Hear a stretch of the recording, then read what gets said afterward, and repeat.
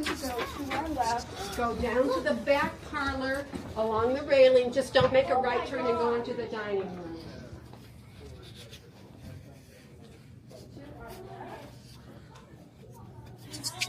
So amazing. It's pretty neat.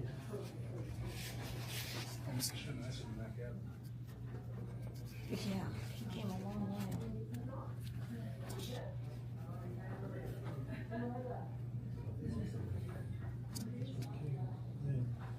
In the mid-1840s, he'll serve one term in the U.S. House as a Whig.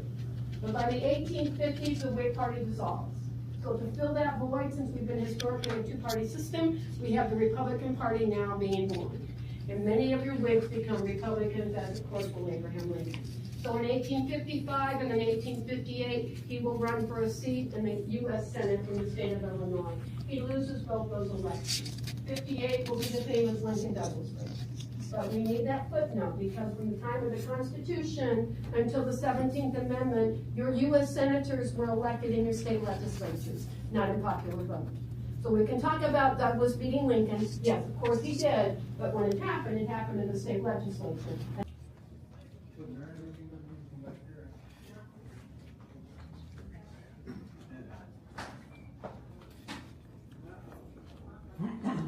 Just 1 second, we're going to let this group of us leave this room and let them back through, and then we'll fill that room.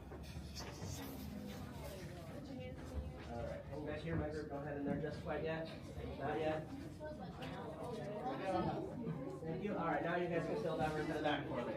And if you'll scoot all the way down, you guys will go all the way down, but again, go right up to the railing. You see, I want you guys to see. This is part of the original layout. The Lincolns will call this their sitting room. So this is where the kids were supposed to be. This is where the family would gather at night.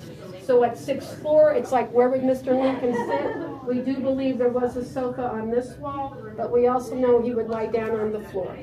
So he'll be reading, he'll be playing with the kids. Mary could be at your right. That is her mirror and her sewing table. And for many years here, she'll make a lot of the clothing. The kids could be maybe playing with their dad, bugging their mother, or they could be to your left at the round table. The chess set is a reproduction, but that big 2-story brown box was their stereoscope. So for those of you who know what a Viewmaster is, that's your precursor to the Viewmaster. Those were very expensive when they came out.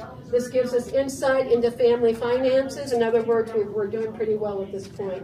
Victorian era, look at the drapes, all that extra fabric at the bottom. That is called puddling. That is a status symbol. You're showing people you can afford to do it for no good reason. As far as your decorating, this is pretty typical middle class, upper middle class for the 1850s, 1860s in the Midwest. So any questions in here? What about the balances? Yep, look in the drawings. There they are. What were they supposed to be? Fancy?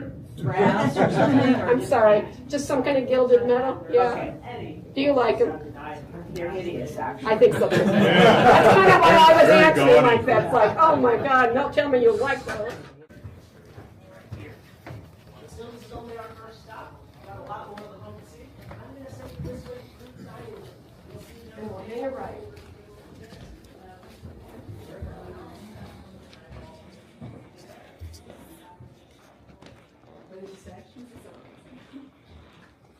People are surprised how big it is. Because when you look at the front, you don't see that back wing, you know, so it has over 3,000 square feet today. I mean, that's a good size home today. Come on in, come on in. Come on in. Okay, let me just do this real fast. I'll do it the easy way. Now remember, I taught teenagers. I don't think you guys can shock me. Anybody here love it?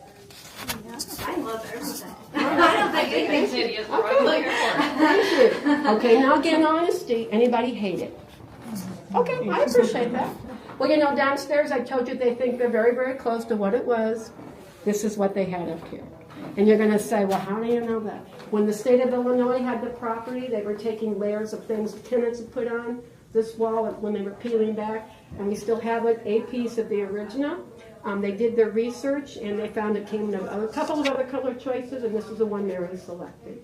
You know, you can imagine a gamut of reactions. Some people love it, some people hate it. So any questions in here? Are these his boots over here? No, they're just giving you an example. He wore a size 14. Again, we'll do 2 rows here. This one you just don't want to lean on. So when you guys first come in, come up close to the railing, and then we'll do the second row behind us. I see you guys went to the museum. How was it?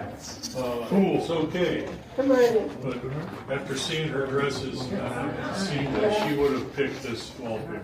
That's interesting. Scooch in. Come on in. Scooch in. Come on in.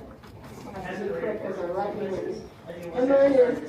Pretty sweet. Look at how lower the ceiling is in here. This is Mary's side. The dresser she brought when she moved from Lexington. The rocking chair footstool belonged to her. She's 5'2", to his 6'4". The dress is not hers. They're giving you an example. When they added these bedrooms upstairs, Robert gets his own room initially across the hall. Willie and Tad will be in here on a trundle bed. But when Robert left in 1860 to go to school, Willie and Tad get the room next. So that's what you see. At the end of the hall, it may be me. At the end of the hall is the hired person's room. Just don't go downstairs to the wall rail. Spread out. So we'll go.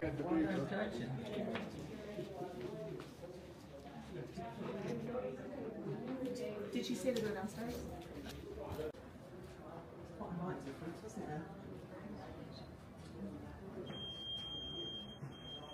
my God.